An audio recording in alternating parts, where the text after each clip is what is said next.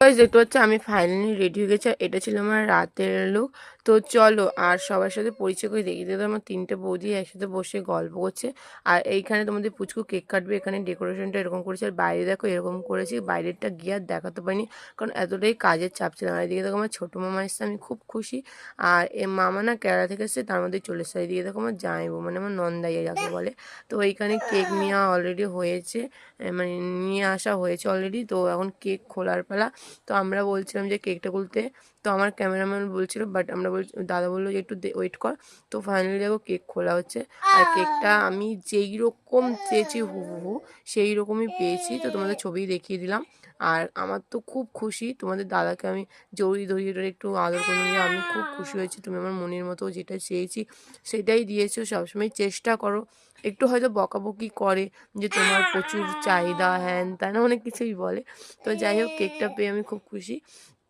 তো আমি মানে এইরকম ধরনের কেক তো গাইস আমার সত্যি কথা বলতে ছোটোবেলা থেকে একটা ইচ্ছে ছিল যে একটা দুথাকের কেক হবে, কিন্তু কোনোদিনও টাকার জন্য করে উঠতে পারিনি। তো আমার ছেলেটা যেহেতু একমাত্র, আর আমার ছোট ছেলে একমাত্র ছেলে বলে যে সব কিছু সবসময় দিতে পারেন কোনো কথা নেই। কারণটা হচ্ছে আমি এখনও ছোট, এখন দেবো, বড় হলে যখন চাইবে তখন ওকে অভাবটা বোঝাবো। এখন অভাবটা দিচ্ছি না, যখন ছোট বড় হয়ে বুঝতে শিখবে তখন অভাব দেখাবো।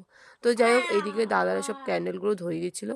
আর তোমাদের পুচকু তো ছোটো, সে তো একা একা কেক কাটতে পারবে না। তো যাই হোক, আমরা কিছু ছবিও তুলে নিয়েছিলাম।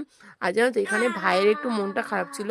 ও আমাকে বলছে যে কই আমাকে তো ছবি তুলতে ডাকলি না। তো আমি সবাইকেই বলেছিলাম, এবার তো জনকে জনকে বলা যায় না বলো, এত লোক, আর আমাদের জায়গাও খুব ছোট, অনেক লোক হয়ে গেছিলো। যার জন্য তেমন একটা ছবি টবি তুলতে পারিনি, আর ভিডিও তেমন একটা করতে পারিনি। আর এইদিকে তোমাদের দাদা তোমাদের পুচকু বলছে পাপা সবাইকে নমস্তে করে দাও। তো এইদিকে তোমাদের ক্যান্ডেল ধরানো গেছিলো। আমি প্রথমে ভাবছিলাম কি মোমবাতিগুলো নেবাবো না, তারপর বলি না, ফু না দিলে কেমন লাগে কেক কাটে। তো প্রথমে তোমাদের পুচকু কিন্তু একটু পায়েস খাইয়ে দিয়েছিলাম। আর কিন্তু ধান দুর্বতে সেরকম একটা আশীর্বাদ কিছু করিনি, কারণ অনেক লোক হয়ে গেছিলো, যার জন্য আর সেগুলো কোনো করিনি। শুধু কেকটাই কেটেছিলাম আর পায়েস খাইয়েছিলাম বাবুকে। আর কেউ কোনো পায়েস টায়েস কিছু খাওয়ায়নি। তো যাই হোক, এইদিকে দেখো কেক কাটছিলাম, তো প্রথমে ফু দিইনি, তারপরে ফু দিয়ে দিয়েছি আমি মোমবাতিগুলোতে। আর এবার কিন্তু বাবুর 2 বছর কমপ্লিট হলো। মানে এই 2 বছর ও আমার কাছে এসছে, মনে হচ্ছে না এই তো কদিন আগে এলো আমার কাছে। মনেই হচ্ছে না যে 2 বছর কেটে গেছে। আরেকটা কেক ছিল, দুটো কেক ছিল টোটাল। ভাই একটা কেক ওকে দিয়েছে গিফট হিসেবে। মানে ভাই আগের বছরের জন্মদিন করেছিল, বলে এই বছর আমি কেক দেবো না, তাই দিয়েছে। বলে 2 বছর যখন দুটো কেক কাটুক, ভাই এটা বললো। তাই দুটো কেক দিয়েছে। মানে ভাই একটা সেই লাইনের কেক হয় সেইগুলো। আর এই পাশে দেখো সেল স্প্রে ফাটিয়ে একা। আর কেক কাটার সাথে সাথে বাচ্চাগুলো সব বেলুন ফাটানো আরম্ভ করে দিয়েছে। আমি বলি আরে বেলুনগুলো ফাটাস না, সবাই একটু ছবি টবি যদি তোলে। কিন্তু আর কে শুনে কার কথা, সব একই অবস্থা। তো যাই হোক আমি